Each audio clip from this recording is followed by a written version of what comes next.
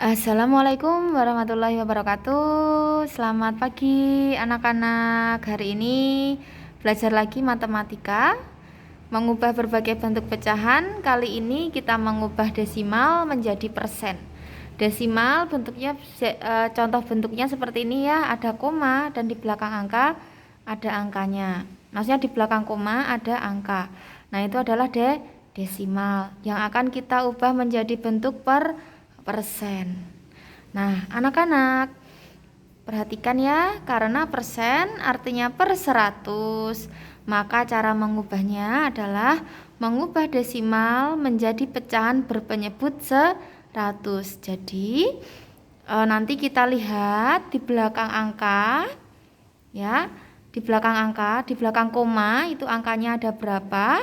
Kemudian nanti bisa kita jadikan berpenyebut 100. Nah, namun sebelum kita belajar, silahkan anak-anak siapkan juga coret-coretan, alat tulis, buku tulis, dan juga buku paket matematika. Nah, langsung saja kita mulai ke contoh. Yang pertama 0,2. Anak-anak sudah hafal nggih? Jadi kalau 0,2 di belakang koma ada satu angka. Ini hanya ada satu angka, berarti artinya per berapa anak-anak? Per 10. Ini hanya satu angka ya. Hanya satu angka, jadi per 10. Kalau sudah, kita tuliskan angka 2 ini menjadi pembilangnya. Nah, 2 ya. 2 per 10. Nah, kita diminta menjadikannya per persen. Persen itu per berapa? Persen itu persen itu artinya per 100. Jadi penyebutnya kita jadikan 100 ya, 100. Nah, anak-anak pada pelajaran yang lalu pasti juga ingat 10 kali berapa hasilnya 100. 10 kali berapa? 10 kali 10. 10 kali 10. Kalau yang di bawah kalikan 10, maka yang atas juga dikalikan 10. Berarti 2 kali 10, 20. Sampai sini paham nggih? Nah, karena persen itu artinya per 100. Nah, ini 100 ini bentuknya, simbolnya kita jadikan persen. 20 ini kita tuliskan di sini 20. Contoh nomor 1 masih mudah nggih. Kita lanjutkan di nomor 2. 0,35 kita jadikan persen. Ya. 0,35. Nah, ini di belakang koma ini berapa angka anak-anak? Ada dua angka. Kalau 2 angka berarti per berapa anak-anak? Per 100 nggih. Diingat-ingat terus nggih. Nah, kemudian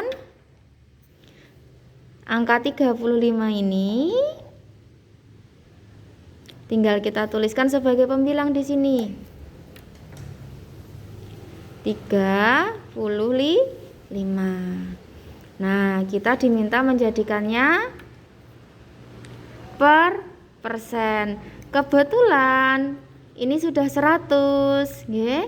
Ini sudah 100, berarti 100 ini tinggal kita tuliskan simbolnya menjadi per persen. 35 ini kita tuliskan di sini 35. Ini juga mudah nggih. Nah, kita lihat contoh yang ketiga. Ini koma, di belakang koma ini. Nah, di belakang koma ini ada berapa angka? Ada 3 angka. Kalau di belakang koma 3 angka, berarti artinya per berapa anak-anak? Per 1000. Nah, tinggal kita tuliskan angka ini 125 ini ke sini 125. Nah, kita jadikan per persen. Ya, persen itu artinya per 100. Nah, ini 1000. Nah, kita tuliskan dulu aja di sini 100. Karena harus jadikan per 100, kita tuliskan di sini 100. Agar jadi 100, kalau biasanya dikalikan ya. Kalau ini kan dikalikan. Kalau ini kita biar 1000 ini jadi 100, maka nolnya harus hilang berapa? Nah, harus hilang 1. Berarti artinya dibagi 10. Kalau bawah dibagi 10, atas juga dibagi 10. Sekarang 1000 dibagi 10 100. 125 dibagi 10. Nolnya ada berapa ini? 1. 125 bagi 10 kita hitung saja dari belakang ya. 1, jadi kita tulis di sini 12,5. Artinya 100 ini kita tuliskan di sini jadi persen. Kemudian angka ini kita tuliskan di sini 12,5%. Nah, itu caranya. Ya. Kemudian contoh nomor 4. Ini berapa angka di belakang koma ini? 3 angka. Nah, kalau 3 angka berarti per berapa tadi? Per 1000. Angkanya ini tinggal kita tuliskan di sini 423. Nah, karena persen itu per 100, maka kita jadikan di sini 100. Ya. 1000 dibagi berapa hasilnya 100 ya? Berarti tadi dibagi berapa? 10. Di sini juga dibagi 10. Nah, cara menghitung yang lebih mudah, 423 dibagi 10 karena nolnya hanya 1, kita hitung dari belakang 1 koma. Jadi 42,3. Karena sudah per 100 ini kita tuliskan di sini persen. Angkanya kita tulis di sini 42,3. Nah, ini hasilnya. Ya, anak-anak, ini contoh nomor 1 tadi 1 angka di belakang koma. Contoh nomor 2 angka di belakang koma. Contoh nomor 3 angka di belakang koma. Kalau 3 angka berarti per 1000. Nah, karena persen itu per 100, maka ini harus dijadikan per 100. Karena 1000 melebihi 100, maka harus kita bagi agar jadi 100. Kalau bawah dibagi 10, atas juga dibagi 10. Tadi pembagiannya sudah Bu Rima jelaskan ya caranya. Kalau yang dibagi cuma ada 1 angka, kita hitung saja komanya dari belakang, kemudian kita tuliskan koma. Nah, begitu nggih. Oke, atau kalian kalau misalnya mau lebih jelasnya lagi, kenapa 125 dibagi 10 hasilnya 12,5. Oke. Ini bisa kita pakai porogapit.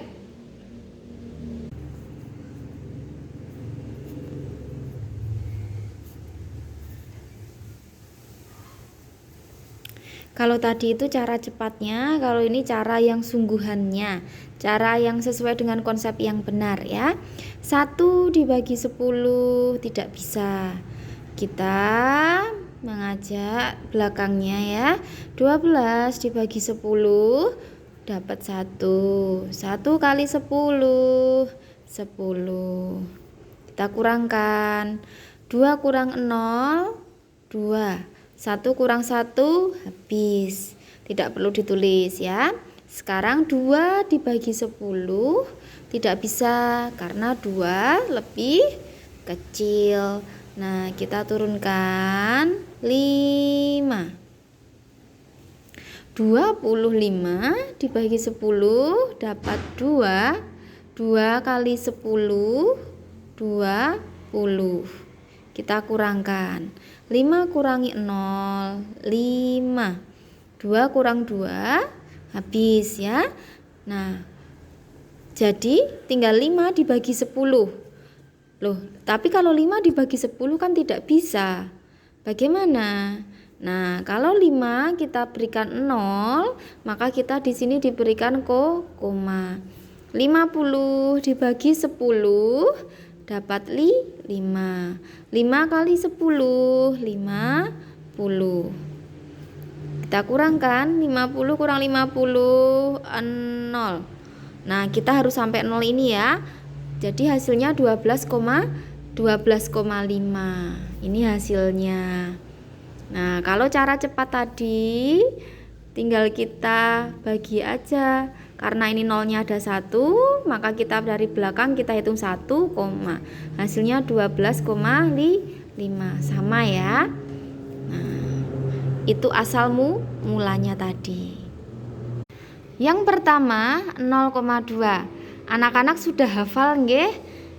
Jadi kalau 0,2 di belakang koma ada satu angka. Ini hanya ada satu angka, berarti artinya per berapa anak-anak? Per 10. Ini hanya satu angka ya. Hanya satu angka. Jadi per 10.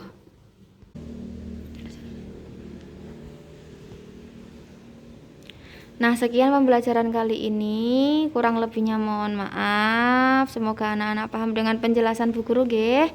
Bu Guru akhiri. Wassalamualaikum warahmatullahi wabarakatuh.